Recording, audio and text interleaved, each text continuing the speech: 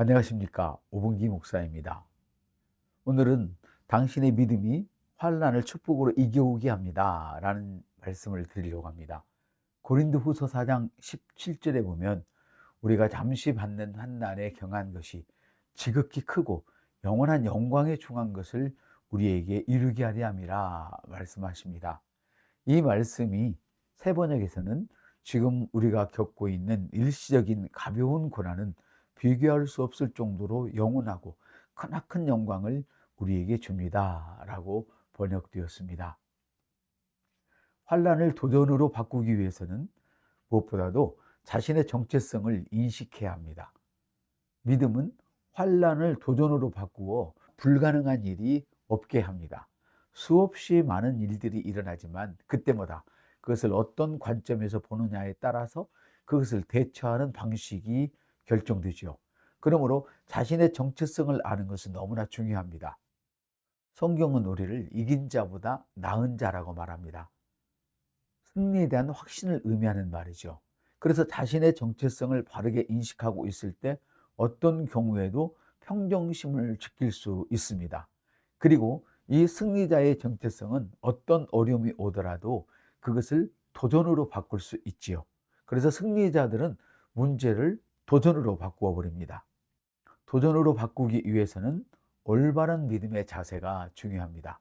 올바른 믿음의 자세는 능력 있는 그리스도인의 삶을 위하여 매우 중요하지요. 심지가 견고하지 않으면 환경에 따라서 처지에 따라서 일시적으로 생활 방식을 바꾸게 됩니다. 주님의 방법과 세상의 방법을 혼용합니다. 그래서 심지가 견고하지 않은 사람은 말씀과 일치하지 않는 삶을 살게 되죠. 그래서 더 이상 믿음으로 기능할 수 없게 됩니다.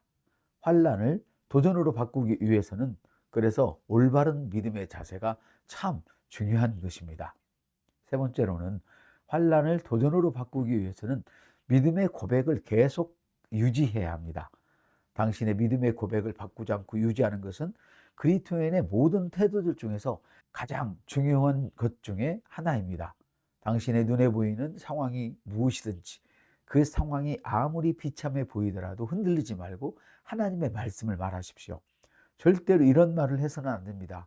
가망이 없어, 안 될 거야, 힘들어, 이런 말들을 말이죠. 설사 그것이 가망이 없어 보이더라도 계속해서 하나님의 말씀을 고백하십시오. 그러면 그 고백을 지속적으로 유지하게 될 때에 그 믿음에서 놀라운 능력이 발휘되는 것입니다.